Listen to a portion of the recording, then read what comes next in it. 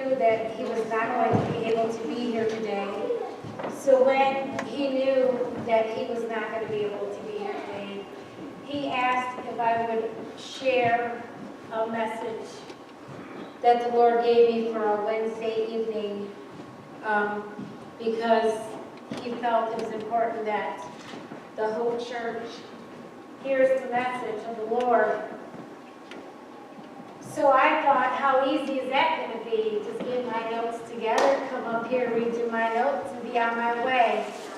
Well, last night I sat down and thought, okay, I'm pretty sure I got this message all covered. It went well Wednesday night. It should go well Sunday morning. And the Lord said, thankfully, he's using the same scripture, and I am pretty confident that I know the point he wants me to get out. If you're not here on Wednesday nights and you don't see the other ministers minister, you kind of don't get to know them. Most of the time while I'm ministering, those that are here on Wednesday nights can tell you that when I minister, sometimes I get that aha moment, the same time you get that aha moment.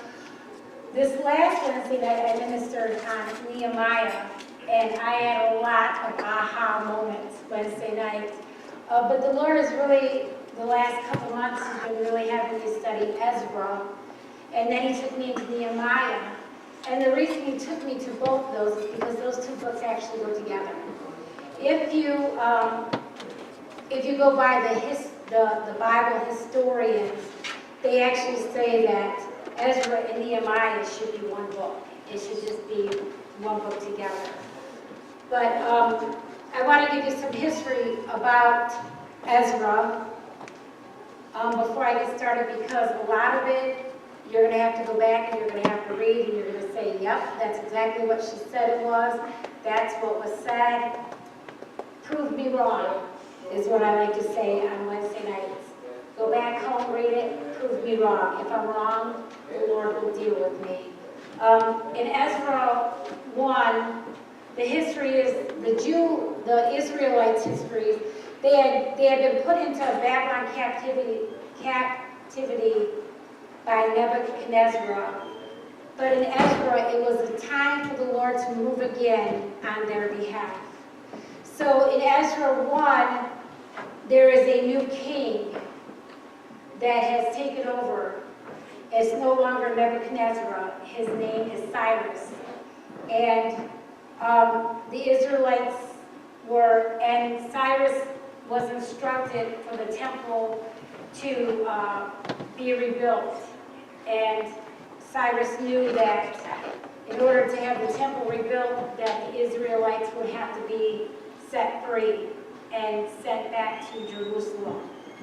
So Cyrus, I want you to know a little bit about the Cyrus. Let's meet the king. We know his name. He was the son of Esther. He was a heathen king. You need to keep that in the back of your mind. He was a heathen king. But he was called by God approximately 150 years before he was born. Now, that goes to the fact that God knows who I am before I was created, and he has a plan for me. God didn't only say the king of the time. He called Cyrus by name. Again, he knows my name, and he has a plan for me. In Ezra 1:2, it says, Cyrus, here, let me read that to you. Thus saith Cyrus, king of Persia, the Lord God of heaven has given me all the kingdoms of the earth, and he has charged me to build him a house at Jerusalem, which is in Judah. Now remember, he was a heathen. He was a heathen, but he still acknowledged that God gave him everything he had. Amen. He still acknowledged that God gave him the reign of the kingdom. So he knew that he was only there by divine appointment. You guys need to understand, we are where we are by divine appointment. he also knew that God had given him the charge to rebuild the temple. So he knew that meant freeing the people of God to return to Judah. And in Ezra 1:7 through 11, you guys are going to have to go back and read that.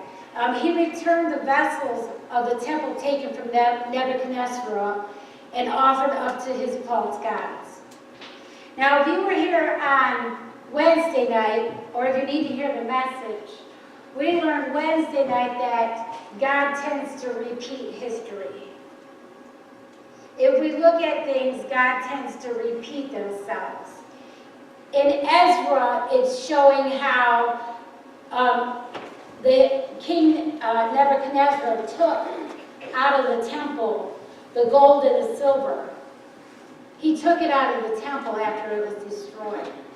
It didn't belong to him. The enemy took from God's people what belonged to them. However, when Cyrus became king and he got the message, the temple is to rebuild, Cyrus took all that stuff and gave it back to the people of God. I'm getting an aha moment, guys. Get ready. I'm hoping you're getting it. The enemy has taken so much away from us as people of God. So many people have turned their backs on God because they feel that God has robbed them instead of blessed them. And they've turned their back and gone a different way. Cyrus returned the gold and the silver, the knives and the basins. In fact, he returned over 5,000 pieces of gold and silver to the people of God. He gave it back to them to take it to the place of God. When the devil takes from you and God gives it back because it's coming back, we sing all the time, I'll take back what the devil took from me. The devil stole from me. But yet we stand here like, yep, I will. Now, the devil has robbed you of your finances. I can preach this from first-hand experience. If you don't follow the ways of the Lord with your finances, you allow the door to be open to be robbed. For many years, I willingly left that door open to be robbed. I robbed my family of the blessings of God until I learned my lesson. And now I know when I go to my checkbook on my child's 15th birthday and I can say, yep, we can go out to dinner today and we can go buy you a gift today, I know I got back what the devil stole from me. And we don't, and my kids are allowed to pick wherever they want to eat. If they want steak, we go get steak. Thankfully, TJ didn't say lobster yesterday. But if he would have wanted lobster, we could have went for lobster. Not until I learned that and I started rejoicing and taking back what the devil took from me, did I know that how blessed I am. That's not even in my notes. Okay, in Ezra, so now we're over in Ezra 2. So we have this heathen king. He knows he's been called by God. He knows that God's given him everything he has. He's given back to the people of God, and he says, you are going to go back. You're going to build this temple. The first group of Jews returning to Jerusalem from captivity were under Zerubbabel. There was a total of 49,897. Why is this important? Because I believe people are coming back to the city. I believe New Hope has been built as a city of God. I believe they're coming back. There's a total of 49,897. First, there was 42,360 Israelites. Those were the people of God returning to God. We worry about our empty pews, but one time these pews were full. So my Bible tells me that 42,360 Israelites were sent back to Judah. I believe the 400 whatever people that the sanctuary can hold are being instructed to return back to the house of the Lord. Okay, you guys don't want to be excited about that? That's okay. On top of that 42,000 of God's people themselves, there was 7,337 male and female slaves. Pastor Jim had given us a message about the difference of an indentured slave and a slave. There are people that have been chained to this world, that have been enslaved to this world, that are going to come back to the house of God. They are going to come and they are going to be freed from their statue of slavery. They are going to be freed from the bondage of slavery. There are many different masters out there in the world. There's financial bondage. There's alcoholic bondage. There's sexual bondage. There's drug bondage. There's overwork bondage. There is I'm too busy for God bondage. There is haughtiness bondage. I am right where God wants me to be, and no one's going to prove me wrong, and I'm doing exactly what He wants me to do. You might want to check yourself. They also had 200 male and female singers. They also had 736 horses, 245 mules, 435 camels, and 6,720 donkeys. You wonder why there was more of the most stubborn animal sent back. Think about that one a little bit. God sent those in that were needed to get the job done. Not necessarily the temple built, but the job that had to be done was going to be done. God is sending those that are determined to get the job done in the last days. We have sat at New Hope for months, some of us for years, and we're saying in the back of our head, we've heard that for months, we've heard that for years, but we don't see any change. Maybe you're not looking in the right place. Maybe you're not looking in the right place. In Ezra 2 and 70, it says, the priests, the Levites, the musicians, the gatekeepers, and the temple servants settled in their own towns along with some of the other people, and the rest of the Israelites settled in their towns. The people, they went back to their positions. The gatekeepers went back to being the gatekeepers. But there was no gates in the city. Yet they went back to their position. They didn't go looking for another job. They knew where God put them, so that's where they stayed. They had been scattered, but now they had regrouped and found their purpose again.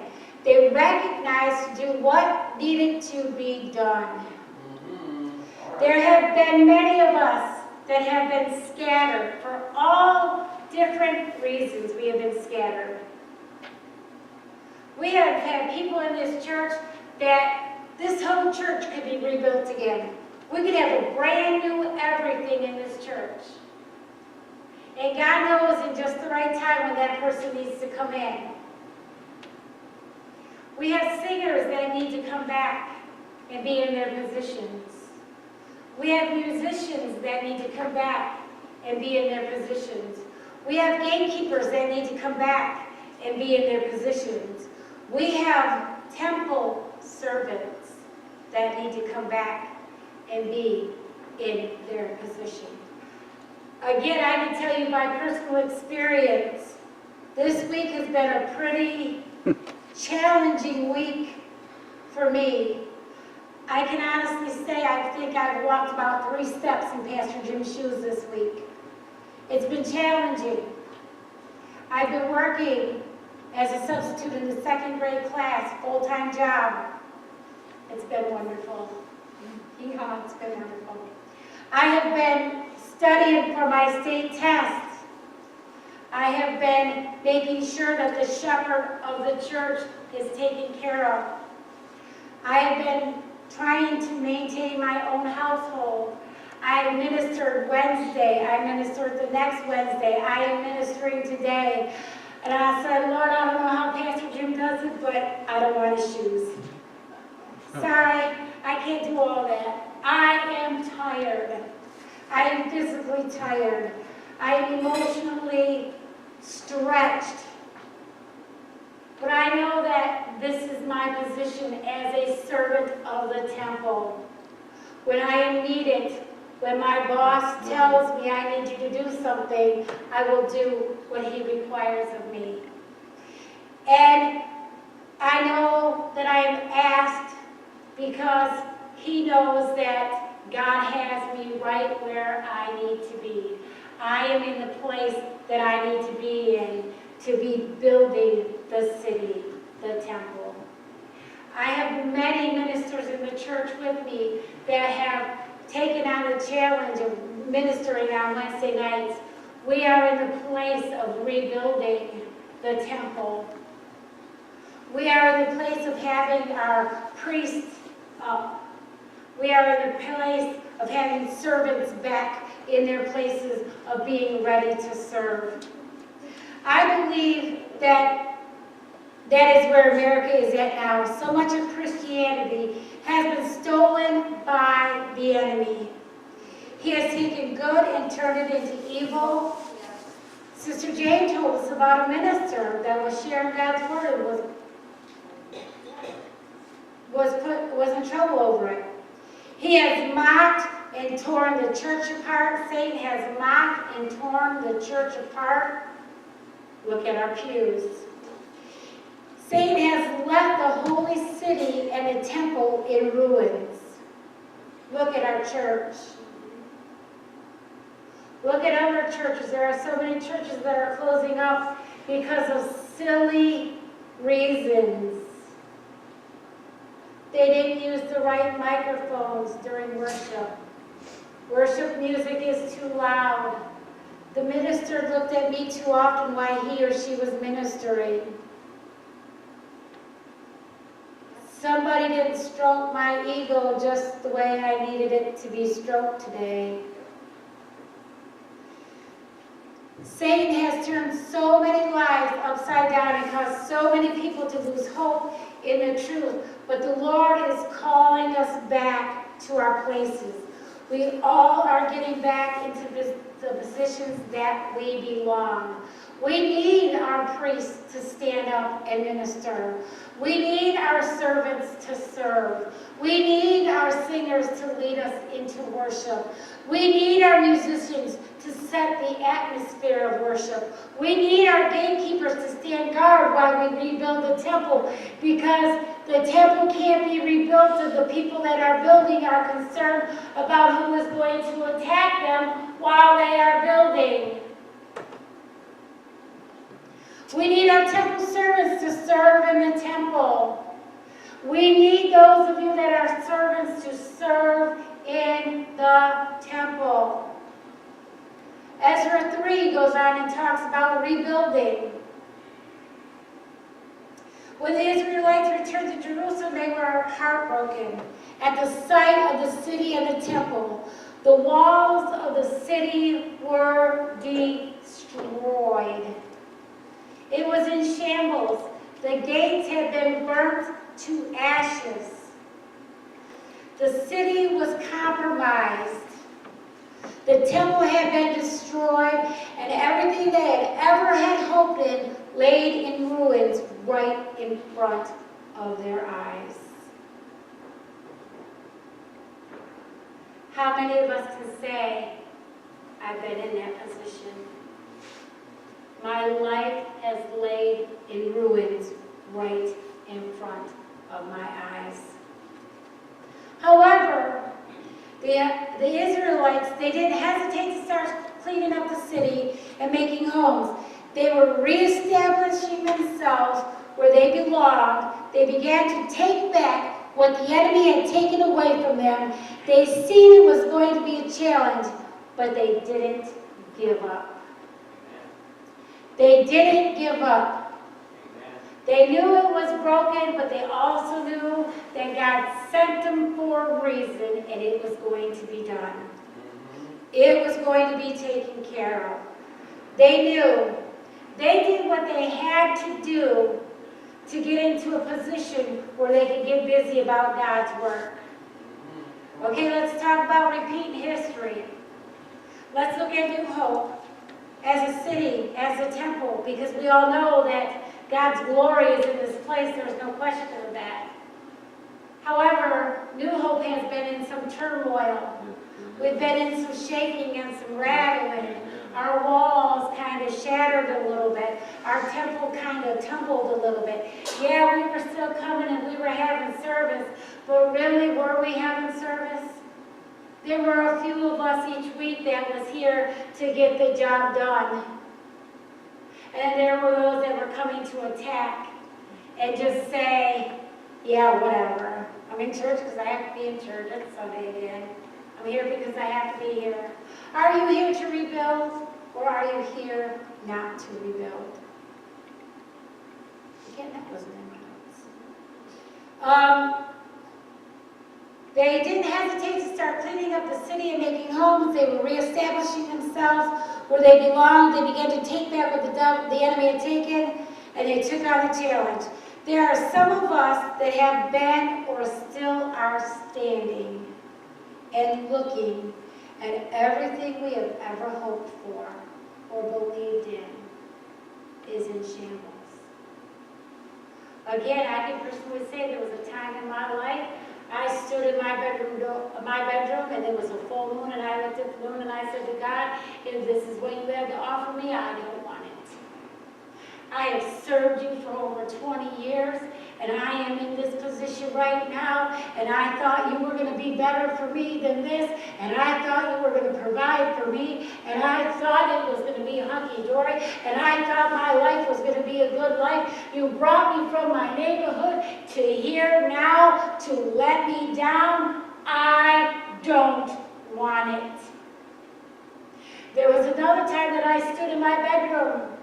My life was in such chaos, and I was in church every time the church doors opened. And I said to God, if something does not change this very instant, I am finding the first psychiatric hospital I can check myself into, and I am staying there because you don't care for me, and I can't take this anymore. I am going to find my own way out. Many people in America today are standing at that point, at that very breaking point. God, I have served. God, I have given all that I can give.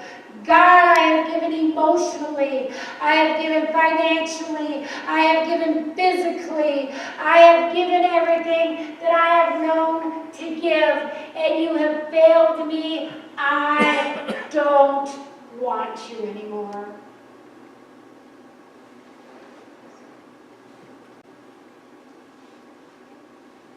America is to the point where there are things that used to be so valuable to us are no longer valuable, and now that blood is crying out. We have abortion beyond my mind ability to take it in. Babies being killed everywhere, right up to 36 weeks. I can't understand when they can pull a child 8 pounds, 4 ounces, 21 inches long, with a heartbeat out of a woman, and put scissors into the back of that child's neck and call that okay. I don't understand that. The enemy has robbed us of many worshipers. Yep. He has robbed us of many evangelists. He has robbed us of many preachers. He has robbed us of many servants of the temple. We have suicide in the age group of 12 to 18 that is astronomical. Our babies are not being taught that there is an escape and his name is Jesus. They have no hope. Every single day I send my children out. I pray, Lord, let them have that spark of hope that they can give to somebody else. Let our lifestyle be something that someone sees you and you're a spark of hope.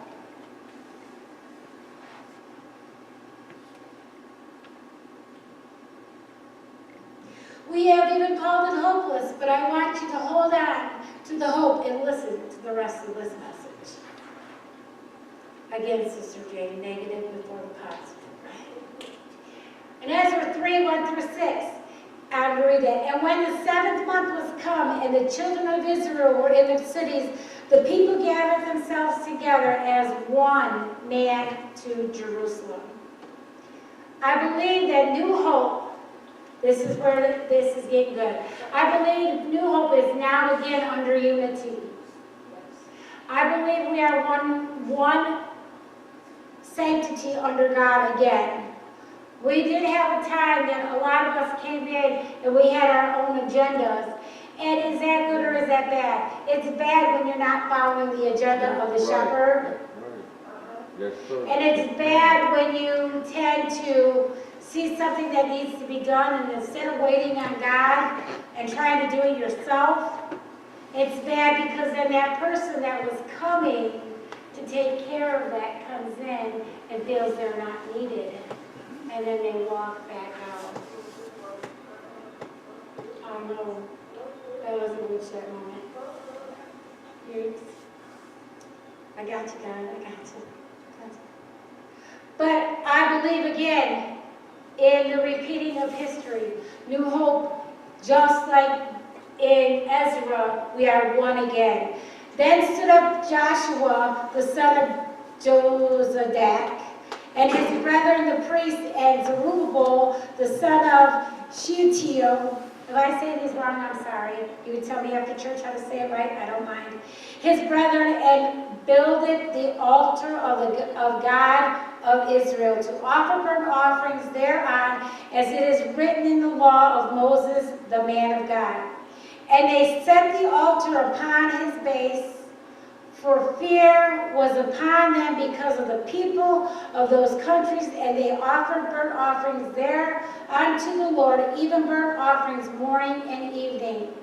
They kept also the Feast of the Tabernacles, as it is written, and offered the daily burnt offerings by number, according to the custom as the duty of every day required.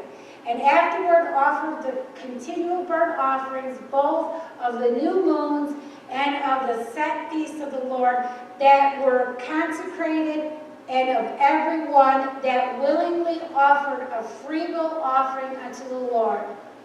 From the first day of the 7th month began they to offer burnt offerings unto the Lord.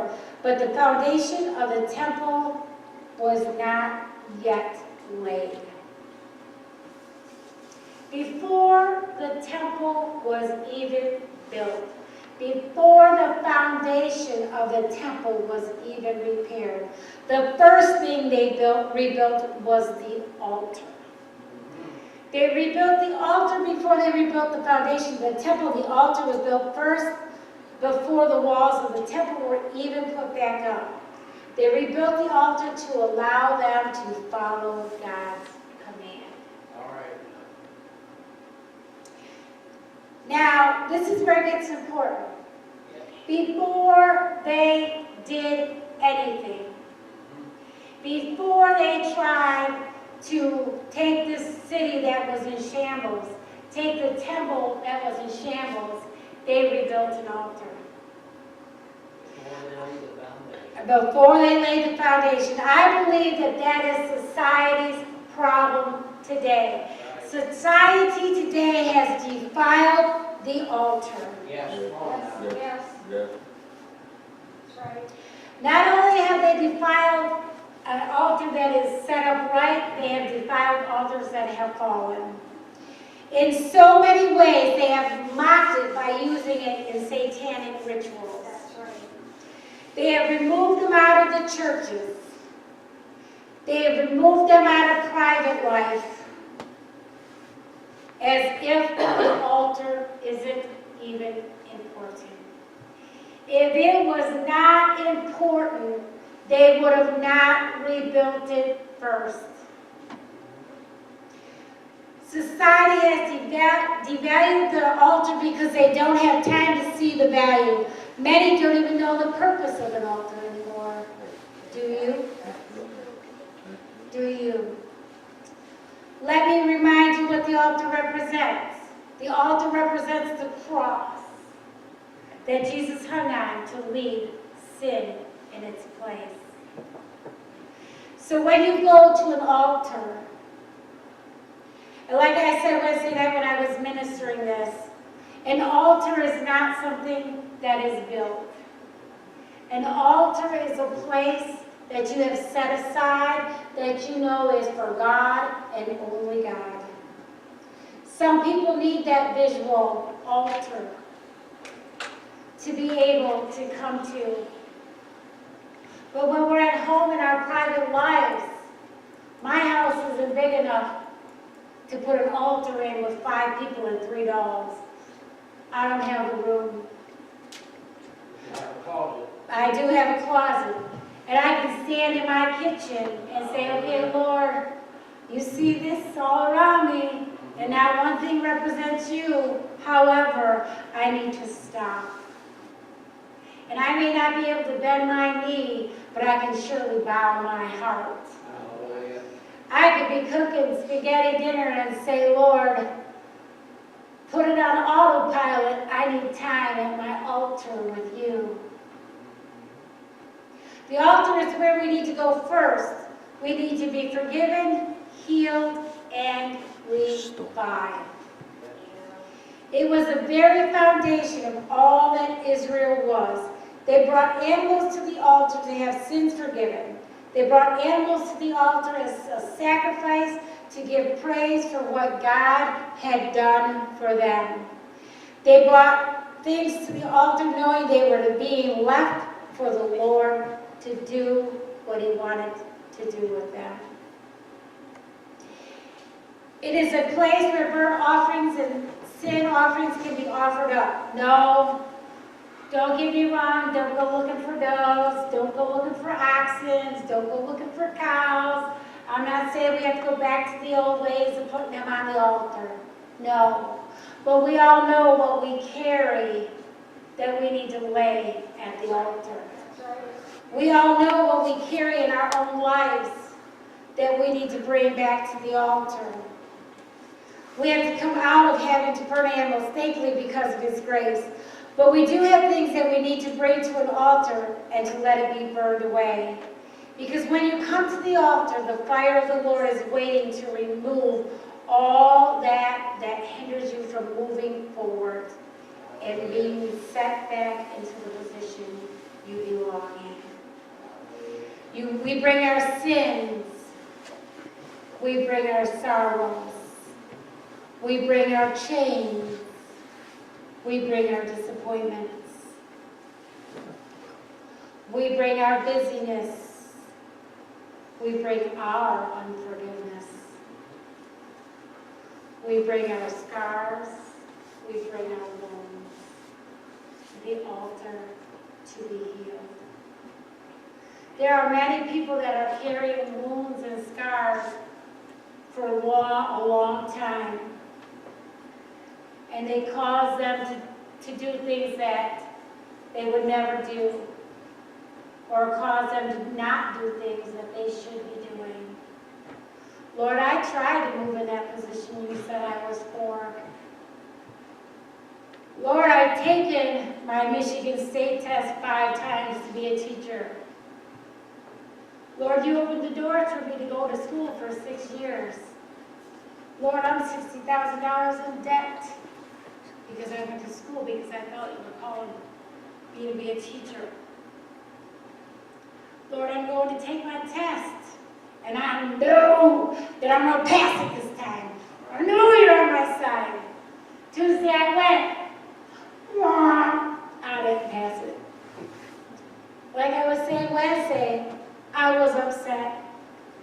However, Pastor Bravo ministered a message a couple Wednesdays before that about being in the desert and learning how to come out of your desert, not whining and complaining or stomping your feet. So I didn't stomp my feet. Okay, Lord, I grew up enough, I haven't stomped my feet. But I have it in my heart, Lord, I don't understand. Why am I spending $135 on top of the $60,000 every time I take this test and I'm not getting passing? And on top of that, there was 2 perfect jobs lined right up for me, so it all looked like it was supposed to be God. However, when I got that paper and it said, did not pass, I went, okay, I'll be back in a month. We'll try it again. And I left the building. And I had to leave that at the altar, right there in that building. I had to say, okay, God, I'm all right with that. I don't understand. But I have to put that on the altar, and you have to let that burn away from me. That's like a thorn. You guys, really, I wish I could explain how that makes me feel. But not this time. On the altar. It's got to stay there. God's got better for me. There is a position for me somewhere. There is a position for me somewhere. It was a place they gave up something and expected God to do something with it. If you come and you put stuff on your altar, but you pick it back up, then you're not using the altar properly. You're playing a game with God. Yep. It isn't really worth missing what God has for you or the position God is going to put you in because you keep playing this game. Mine, yours, mine, yours, mine, yours. Is it really worth it? Because we don't have faith. Yep. They burned an offering to have sins forgiven, but because of God's grace and the cross, we can offer brokenness and pain and have faith. He will take care of it for us. When you come to the altar, you are placing your faith and confidence in the shed blood of Christ, making a defense against Satan. When you come to the altar and you leave it there and you walk away, if this is my thorn in my side that Satan keeps using, you're no good. God didn't really plan that for you. You're just some ho-hum Mount Clemens ghetto girl that made it to Port Huron and you're still in the ghetto. You're never going to be a teacher. You missed the mark. Remember when you started school and someone made the comment, you shouldn't go into teaching because that's not really where you belong anyways? When I knew in my heart that I am a teacher, Amen. I've always wanted to be a teacher. God's had that desire in my heart since I was probably Blake's age. But that old devil, Yep. he keeps going, he keeps going, he keeps going. If I choose to pick that up, then I'm not trusting in the blood Yep. that has said to me, he is all and all. Yep. And he has me covered. He has a plan. When I take that out, and that's not in there, God heals that wound, and that thorn can't go back in there again. Yep. We need to leave some things at the altar and let those wounds be healed by God, the one that can heal them, that they cannot be penetrated again. Yep. Amen. They cannot be penetrated again. Good job, sisters. When your life is in shambles and everything looks completely broken and torn down, you need to find an altar. Even if that means you need to rebuild one. Sometimes we're so busy, we think, oh, I don't got time to stop. Oh no, I'm too busy, I gotta go. Haven't been there. If you tend to live like Tim and I live, coming, going, our poor kids sometimes don't know if they're coming or they're going, but we're all doing it, so it doesn't make a difference. Your house tends to get a little distorted. We'll call it distorted.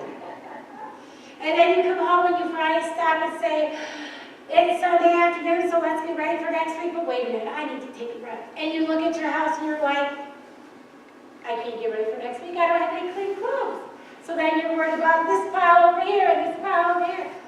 We need to stop and look at our altars. What do our altars look like? What does the place that we offer God, everything that we are and everything that we want Him to take care of, look like? Is it a mess that He just sees a pile of mess? Or is it a place that He knows you're coming to meet Him? Some of us need to clean off our altars. There we go. Some of us need to reestablish our altars. Before anything else can be taken care of, your altars have to be replaced and rebuilt. You may not be the one sitting looking at the city in shambles and wondering how in the world can you rebuild, how in the world can you look past what you are facing, how in the world can the Lord look past the wreckage. You may be the one, sorry. The wreckage and the pain to use you again. How can He do it? Through His blood. Reestablish that altar. Meet Him there again. Come back under the blood. You will have to do it like the Israelites. Rebuild an altar. Make your way back to your foundation. Make your way back to the cross. Set your faith back in the blood of the Lamb. Some of us are on autopilot and are assuming that God is taking care of everything. And little do you realize what a mess you're really leaving behind for Him to try to clean up for us. That when we get in that time of trouble, we go looking for that altar. Is He going to be there? Some of us need to slow down. You have to remember the reason He hung on that cross. He has a purpose for you, and He has a purpose for me, even when we don't see it right now. You are the one He has set free of your bondage.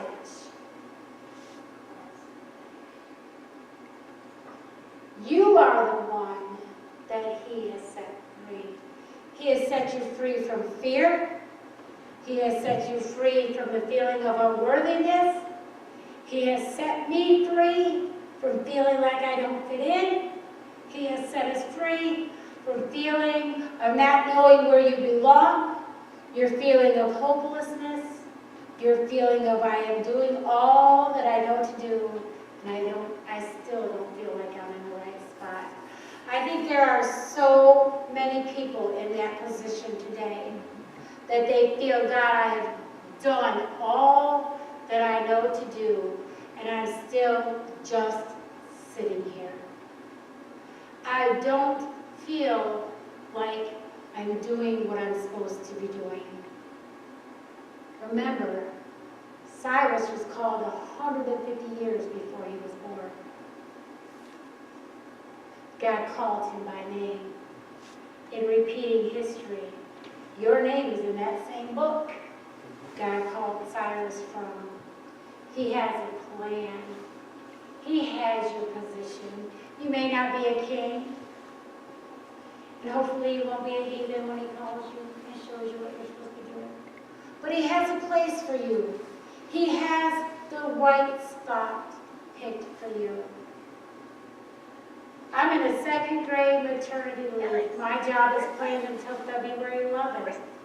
Praise God, I don't have to wait till the day of the job to find out where I'm going. Praise God, who knows, in February there might be a better job waiting for me somewhere. In a better school that I won't be beat up because the kids think they can beat their teachers up. Praise God, he might be trying to work on my attitude a little bit better because I can't say I'm quite patient enough with students that look at me and say, tell, I go home and tell my mama you made me do my work. And I stand there and I think to myself, go ahead, tell your mama I'm telling you to do your work. I think I have to work on this still. So maybe I'm not ready to handle some parents that might come my way, like the one that rolled her eyes at me Friday because her daughter got on the bus. Her daughter rides the bus every day. Why would I tell her daughter not to get on the bus if I don't have a note? And I walked into the building and I said, Lord Jesus, it's a good thing I have to go get David right now because I think I could probably hurt that lady right here in front of everybody. So I'm sure God is still working on me. There's a reason I'm not in the classroom yet. And there could be a reason why you're not in your position yet. It could be something that's really detrimental that's keeping you out of trouble. It could be something that might cost you your Christianity that God is keeping you from. It could be something that place might need you to compromise. And are you willing to compromise your faith? It could be something that will really turn your life upside down, shake it up, and then you would be the one saying, God, I quit. And maybe your altar isn't in the proper repair that you would be able to say, instead of I quit, let me spend some time at the altar. When they rebuilt the altar and began to celebrate what the altar was for, they realized they were no longer in captivity. They were free to return to the blessings of the Lord. They were free to celebrate the traditional festivals, the blowing of the trumpets, the Day of Atonement, and the festivals of the tabernacles. Now when I got to that part, I said, okay, when I'm done, that was easy. But the Lord said, no, hold it. Did you hear what happened after they rebuilt the altar? All right, now, come on now. What did they do after they rebuilt the All right, altar? come on. They celebrated. Mm-hmm. Yeah. They didn't have their temple to go into and worship. The gatekeepers didn't have gates to stand at. The watchmen didn't have walls to stand on. The temple servants didn't have a temple to serve in. The worshipers didn't have a temple to worship in, but they celebrated anyways. They celebrated anyways.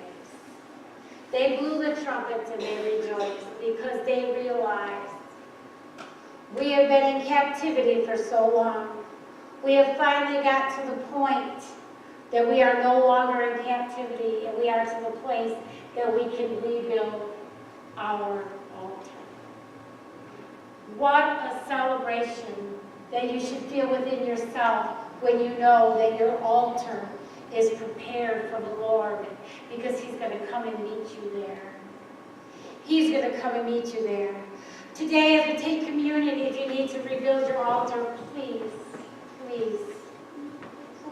take time and rebuild the altar.